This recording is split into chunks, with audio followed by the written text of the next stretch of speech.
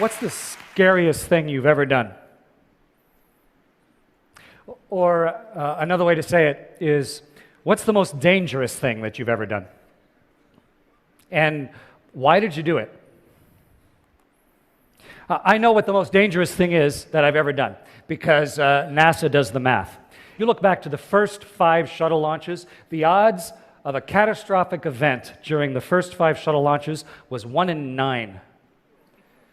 And even when I first flew on the shuttle back in 1995, 74 shuttle flight, the odds were still, now that we look back, about 1 in 38 or so, 1 in 35, 1 in 40. Not great odds. So it's a really interesting day when you wake up at the Kennedy Space Center and you're going to go to space that day. Because you realize by the end of the day, you're either going to be floating effortlessly, gloriously in space, or you'll be dead.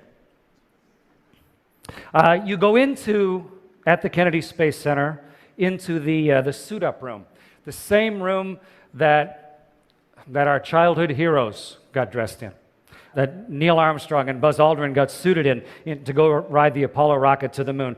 And I got my pressure suit built around me and rode down outside in the van heading out to the launch pad, in the Astro van heading out in the launch pad.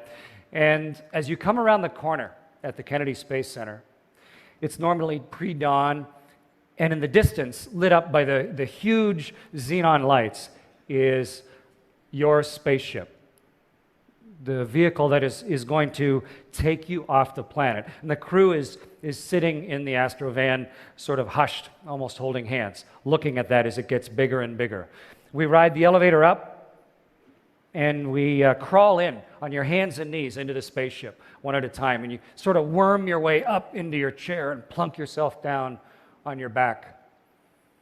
And the hatch is closed, and suddenly, what has been a lifetime of both dreams and denial is becoming real. Something that I dreamed about, in fact, that I chose to do when I was 9 years old, is now suddenly within not too many minutes of actually happening.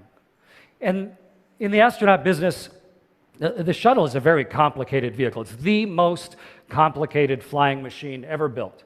And in the astronaut business, we have a saying, which is, there is no problem so bad that you can't make it worse. And so you're very conscious in the cockpit. You're thinking about all of the things that you might have to do, all the switches and all the wickets you have to go through. And as the time gets closer and closer, this excitement is building. And then about 3.5 minutes before launch, the huge nozzles on the back, like the size of big church bells, swing back and forth. And the mass of them is such that it sways the whole vehicle, like the vehicle's alive underneath you, like an elephant getting up off its knees or something. And then about 30 seconds before launch, the vehicle is completely alive. It is ready to go. The APUs are running. The computers are all self-contained. It's ready to leave the planet. And 15 seconds before launch, this happens. 12, 11, 10, 9, 8, 7, 6, 5, start, 2, 1, booster ignition, and liftoff of the Space Shuttle Discovery, returning to the space station, paving the way for future missions beyond. Very happy.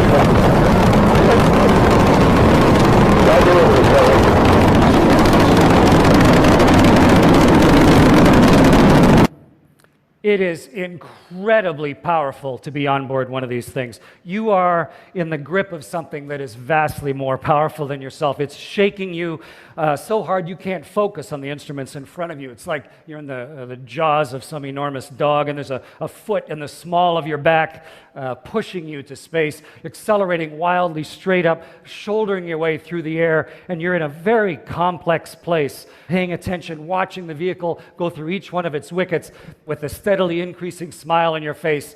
After 2 minutes, those solid rockets explode off, and then you just have the liquid engines, the hydrogen and oxygen, and it's as if you're in a dragster with your foot to the floor and accelerating like you've never accelerated. You get lighter and lighter. The force gets on us heavier and heavier, and it feels like someone's pouring cement on you or something, until finally, after about 8 minutes and 40 seconds or so, we are finally at exactly the right altitude, exactly the right speed, the right direction, the engine shut off, and we're weightless.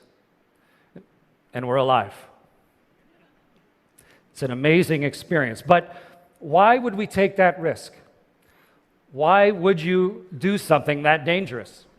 In my case, the answer is fairly straightforward. I was inspired as a youngster that this is what I wanted to do. I watched the first people walk on the moon, and to me, it was just an obvious thing. I want to somehow turn myself into that. But the real question is, how do you deal with the danger of it and the fear that comes from it? How do you deal with fear versus danger?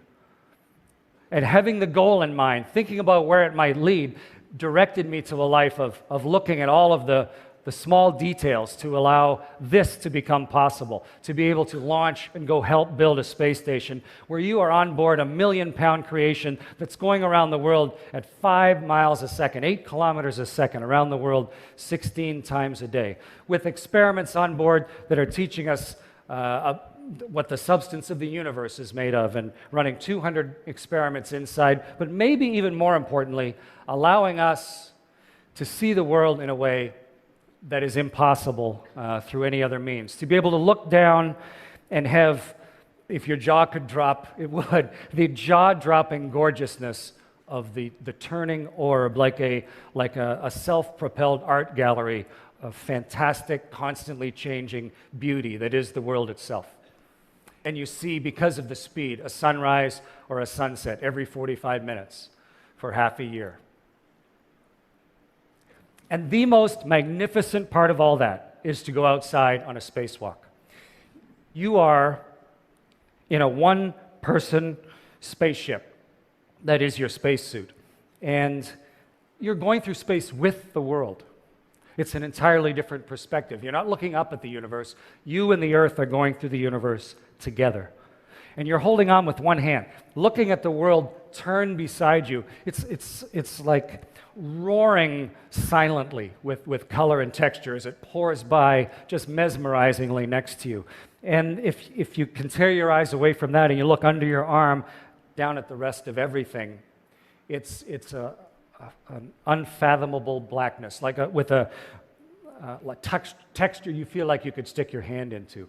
And you are holding on with one hand, one link to the other 7 billion people. And I was outside of my first spacewalk when my left eye went blind. And I didn't know why. Suddenly my left eye slammed shut in great pain, and I couldn't figure out why my eye wasn't working. I was thinking, what do I do next? I thought, well, maybe that's why we have 2 eyes, so I kept working. But unfortunately, without gravity, tears don't fall. And so you just get a bigger and bigger ball of whatever that is mixed with your tears on your eye until eventually the ball becomes so big that the surface tension takes it across the bridge of your nose like a tiny little waterfall and goes goosh into your other eye. And now I was completely blind outside the spaceship. So what's the scariest thing you've ever done?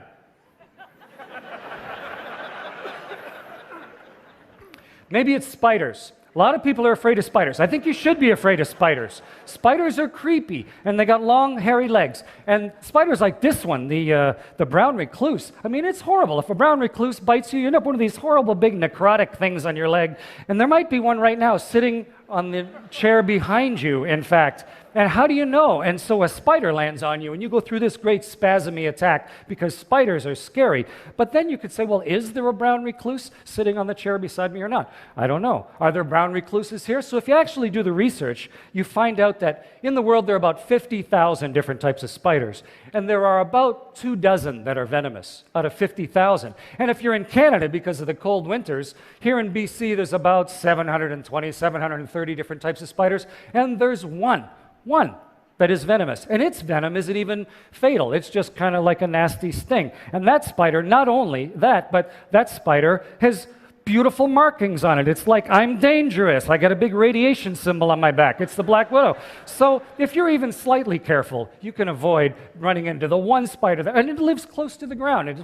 You're walking along, you are never going to go through a spider web where a black widow bites you. Spider webs like this, it doesn't build those. It builds them down in the corners. And it's for black widow because it's the female spider eats the male. It doesn't care about you. So in fact, the next time you walk into a spider web, you don't need to panic and go with your caveman reaction. The danger is entirely different than the fear.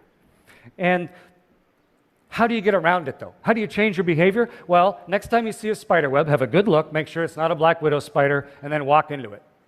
And then you see another spider web and walk into that one. It's just a little bit of fluffy stuff. It's not a big deal. And the spider that may come out is no more threat to you than a ladybug or a butterfly.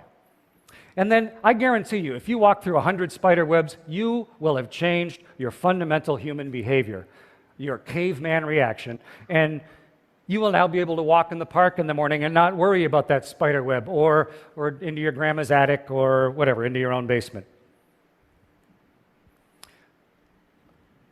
And you can apply this to anything. If you're outside on a spacewalk and you're blinded, your natural reaction would be to panic, I think. It would make you nervous and worried. But we had considered all the venom, and we had practiced with a whole variety of different spider webs. We knew everything there is to know about the spacesuit, and we trained underwater thousands of times. And we don't just practice things going right, we practice things going wrong all the time, so that you are constantly walking through those spider webs, and not just underwater, but also in virtual reality labs with the helmet and the gloves, so you feel like it's realistic. So when you finally actually get outside on a spacewalk, it feels much different than it would if you just went out first time. And even if you're blinded, your natural panicky reaction doesn't happen. Instead, you kind of look around and go, okay, I can't see.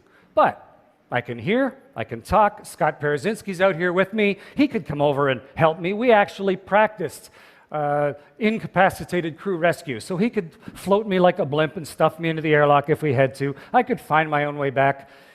It's not nearly as big a deal. And actually, if you keep on crying for a while, whatever that guck was that's in your eyes starts to dilute, you can start to see again. And Houston, if you negotiate with them, they will let you then keep working. And we finished everything on the spacewalk. And when we came back inside, Jeff got a cotton batton and took the crusty stuff around my eyes. And it turned out it was just the anti-fog, sort of a mixture of oil and soap that got in my eye. And now we use Johnson's No More Tears, which we probably should have been using right from the very beginning.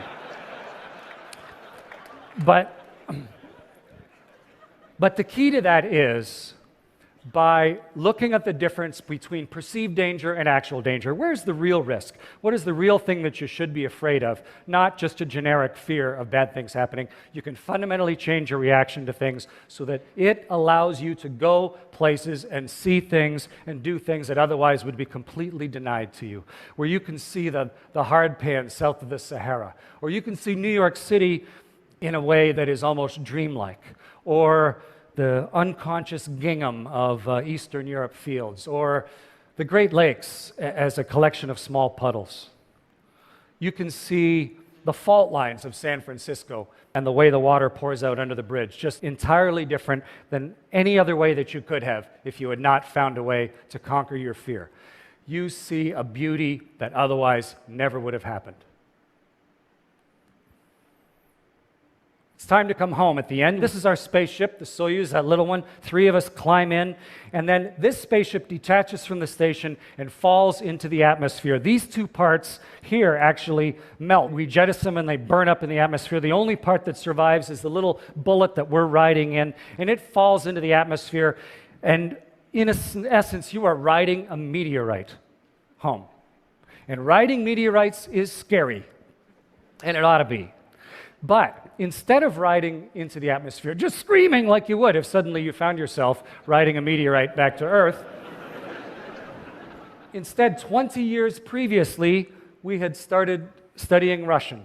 And then once you learned Russian, then we learned orbital mechanics in Russian. And then we learned vehicle control theory. And then we got into the simulator and practiced over and over and over again. And in fact, you can fly this meteorite and steer it and land in about a 15-kilometer circle anywhere on the Earth. So in fact, when our crew was coming back into the atmosphere inside the Soyuz, we weren't screaming, we were laughing. It was fun.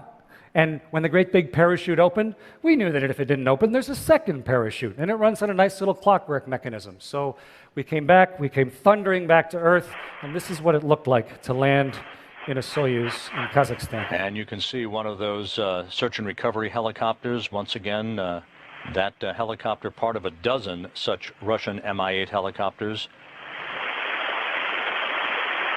Touchdown, 3:14 and 48 seconds a.m. Central Time. And you roll to a stop as if someone threw your spaceship at the ground and it tumbles end over end. But you're ready for it. You're in a custom-built seat. You know how the shock absorber works. And then eventually the Russians reach in, drag you out, plunk you into a chair, and you can now look back at what was an incredible experience. You have taken the dreams of that 9-year-old boy, which were impossible and dauntingly scary, dauntingly terrifying, and put them into practice and figured out a way to reprogram yourself, to change your primal fear so that it allowed you to come back with a set of experiences and a level of inspiration for other people that never could have been possible otherwise.